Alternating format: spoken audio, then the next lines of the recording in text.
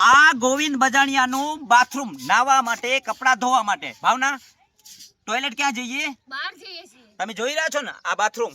જો હવે તમને મારું ઘર બતાવો અને સાચી હકીકતની ડિટેલ આપો. જોયો આ ઘર બધા કહેતા હોય છે ને કે ગોવિંદ બજાણિયાએ નવું ઘર બનાવી દીધું. આ ગોવિંદ બજાણિયાએ ઘર નથી બનાવ્યું, આ મિત્તલબેન પટેલે 2017માં બનાવી આપ્યું છે. અને ટાઈસો જે તમે જોઈ રહ્યા છો ને એ કોઈ મહાન વ્યક્તિએ લગાવી આપી છે. જોતા રહો, તમને બતાવું હજુ ઘણું બધું. પછી આ ગોવિંદ બજાણિયાનું બાઇક તમે જોઈ રહ્યા છો. આ બાઇક જાસલપુરથી કમલેશભાઈ પટેલ છે, એમને મને આપ્યું છે. તમે જોઈ રહ્યા છો. તો મારો કહેવાનો હેતુ તમે જોઈ રહ્યા છો વિડીયોની અંદર. બીજા નંબરનો પ્રશ્ન તમને કહું કે આ મારા પોતાના ભાઈનું ઘર તમે જોઈ રહ્યા છો, છાપરું છે ને, આ મારું ઘર.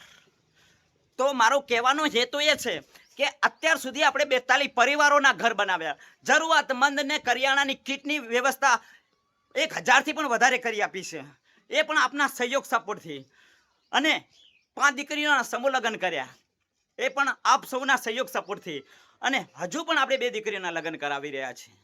તો અંદર ઘણા બધા ખરાબ કોમેન્ટ કરતા હોય છે ને કે ગોવિંદભાઈએ મકાન બનાવી દીધું આમ ને તેમ. તો અમારી સાચી હકીકત છે, તમે જોઈ રહ્યા છો. મારું બાઇક, મારું ઘર, મારું જે છે તમને સત્ય બતાવું. તો આપણે ફરી આપ સૌને વિનંતી કરું છું કે મા બાપ વિનાની, અરે મા બાપ છે જેમની પરિસ્થિતિ ખરાબ છે અને આ દીકરીને આપણે લગ્ન કરાવી રહ્યા છે, જેની અંદર સાથ સહયોગ સપોર્ટ જોઈએ છે. આ મારો વિડીયો બનાવવાનો હેતુ કે ઘણા બધા કોમેન્ટમાં લખતા હોય ને એમના કારણે જો જે